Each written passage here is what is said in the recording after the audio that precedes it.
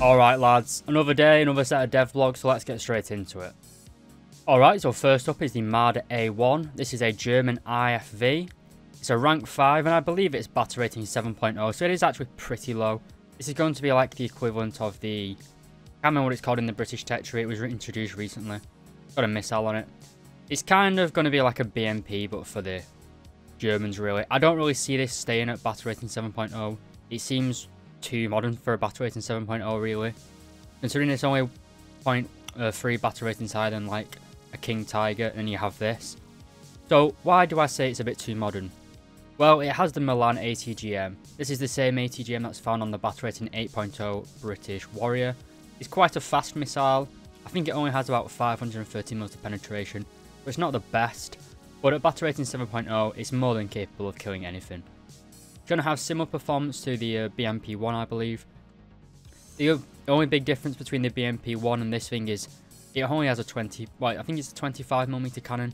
So it will be a lot better at ripping up lighter targets, but the BMP-1, it has like a low velocity heat fest round, I believe, or just a heat round.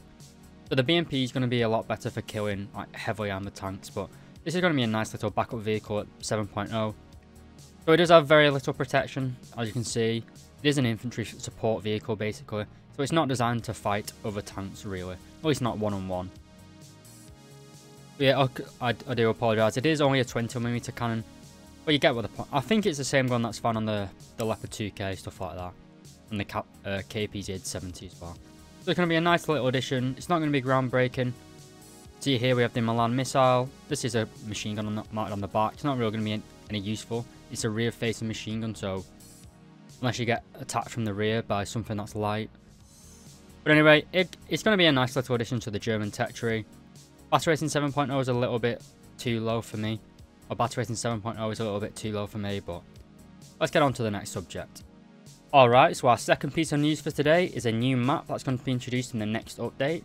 As you can see, this is called Red Desert. And it is kind of like Sinai, but less snowy, not less snowy, bloody hell, less sandy. It's a very, very big map if you look here. It is huge, I believe. So this is going to be, well, hopefully it's going to be more of a top tier map rather than a lower tier map. It should be pretty good though. This should be what we've been wanting in top tier, like a longer range map. I don't really like the close range brawling maps that we get at top tier now. It doesn't really suit modern tanks, especially not British tanks like the Challenger 2. They're more longer range vehicles really, but new platoon Chad, absolute Chad map boys. But yeah, as you can see, it is quite big. We've got a nice town here for scale, so all of this is drivable. You can't go outside the mountains over here, so pretty much everything you can see in the lower part should be navigatable by tanks. So it should be a nice big open map. That's all I can hope for really. It does look very nice. Let's get on to our last piece of news. Alright boys, so finally for today we've had the new battle ratings introduced. We've also had a few changes to some other vehicles. So the VFM5, that is the British rank 6 light tank I believe. It's basically got a buff to its ammunition. Instead of having the M735, it's been changed to C76A1. So the upgraded round last patch is basically the stock round this patch, sorry. And the C76A1 has been changed to DM33. So you're basically just going to have better APFSDS rounds now. It's a nice little change. And also we have the PT76B and the PT76 Chinese edition. It's basically just had a fire rate increase from 7 to 8.5 rounds per minute. That's pretty good. If we look at the battle rating changes itself, a few different changes basically. The naval changes are probably the worst, just because this completely balance has gone out the window. Like 4.7 heavy cruisers now facing 3.7 destroyers, so that'll be fun. The battle rating changes have been introduced today, so not really too much more to say.